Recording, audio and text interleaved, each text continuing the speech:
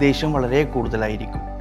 ചെറിയ നിസ്സാര കാര്യത്തിന് പോലും വീട്ടുകാരുമായി പ്രശ്നങ്ങൾ ഉണ്ടാക്കുന്നൊരവസ്ഥ. റിലാപ്സ് അല്ലെങ്കിൽ പുനർപതനം, അതായത് ലഹരിമുക്ത ചികിത്സയ്ക്ക് ശേഷവും ഒരു വ്യക്തി ലഹരി ഉപയോഗിക്കുന്ന അവസ്ഥ. ഇതിന് നിരവധി കാരണങ്ങളുണ്ട്. അതിൽ പ്രധാനപ്പെട്ട ഒന്നാണ് ദേഷ്യം.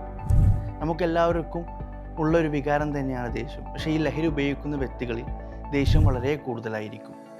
ചെറിയ നിസ്സാര കാര്യത്തിന് പോലും വീട്ടുകാരുമായി പ്രശ്നങ്ങൾ ഉണ്ടാക്കുന്നൊരവസ്ഥ.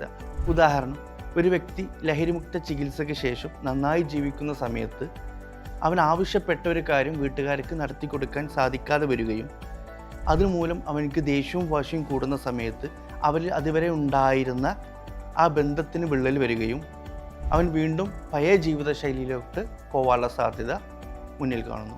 ഇത് കാരണം ആ വ്യക്തി ആഗ്രഹിക്കാതെ പോലും ലഹരിയിലോട്ട് എത്തിപ്പെടാനുള്ള സാധ്യത കൂട്ടുന്നു. ഇങ്ങനെയാണ് ദേഷ്യം ഒരു വ്യക്തിയെ ലഹരിയിലോട്ട് എത്തിക്കുന്നത്. അതുകൊണ്ടാണ് ലഹരിമുക്ത ചികിത്സയിൽ ദേഷ്യം ഇത്രത്തോളം പ്രാധാന്യമുള്ളതാണ്. അതിനെ ശ്രദ്ധിച്ചിട്ടില്ലെങ്കിൽ നമ്മൾ പരാജയപ്പെടും എന്ന് പറയുന്നത്.